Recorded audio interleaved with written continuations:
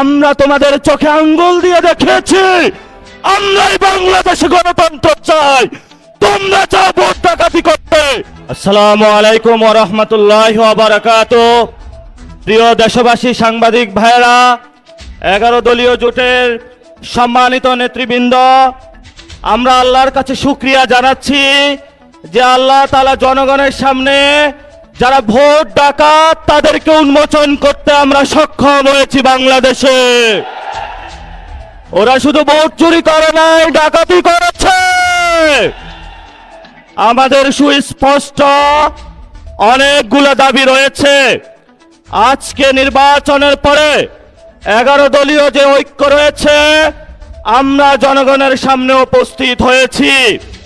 আমরা প্রথমত বলতে চাই, পার্লামেন্টে যে ভোট ডাকাতরা গিয়েছে, জনগণের সামনে আমরা বিরোধী দল হিসাবে হাজির হয়েছি।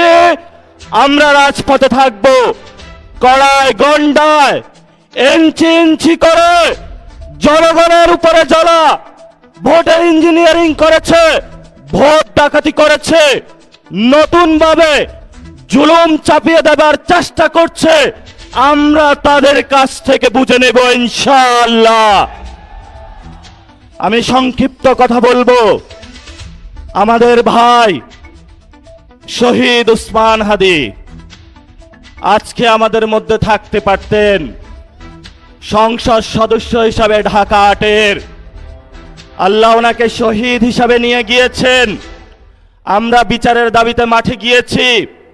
আজকেই যেহেতু বিরোধী দলীয় যাত্রা হচ্ছে এই বায়তুল মোকাররম থেকে, আমি সরকারের কাছে আহ্বান জানাবো, দেশের কাছে আহ্বান জানাবো, প্রশাসনের কাছে আহ্বান জানাবো, আপনারা দ্রুত গতিতে শহীদ উসমান হাদি ভাইয়ের হত্যাকাণ্ডের বিচার যাতে হয় সেই উদ্যোগ নিন।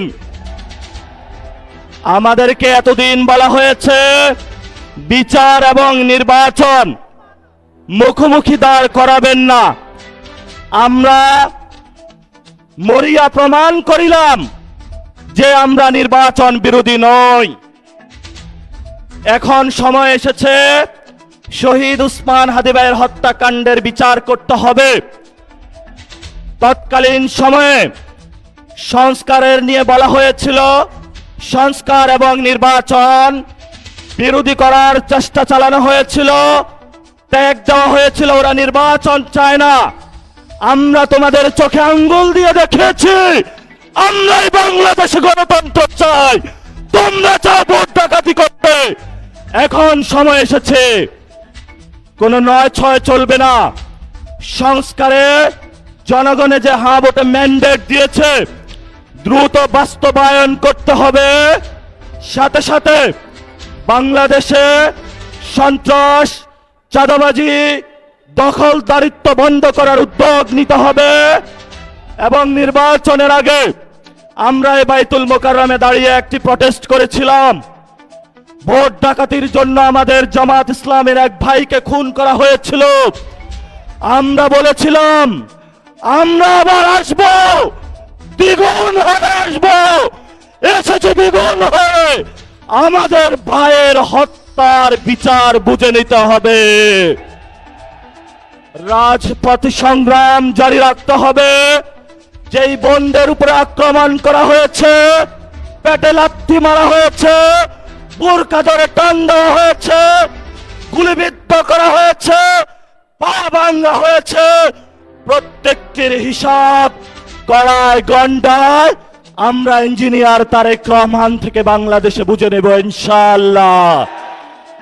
আমরা একমাত্র ভয় পাই কার কাছে?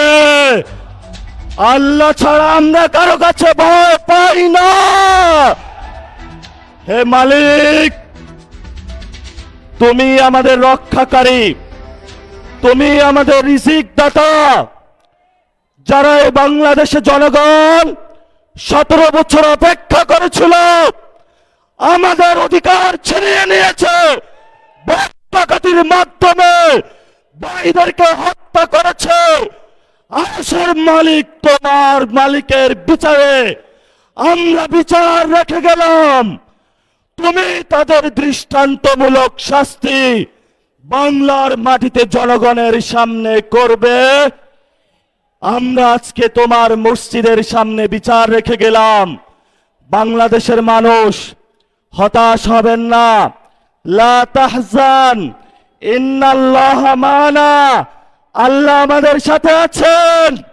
শক্তিমান, ভয় নাই, জয় করব আমরা ইনশাআল্লাহ। দ্বিগুণ হয়ে পার্লামেন্টে যাব। সবাইকে আসসালাম, সবাই দোয়া রাখবেন। আসসালামু আলাইকুম ওয়া রাহমাতুল্লাহি ওয়া বারাকাতুহু।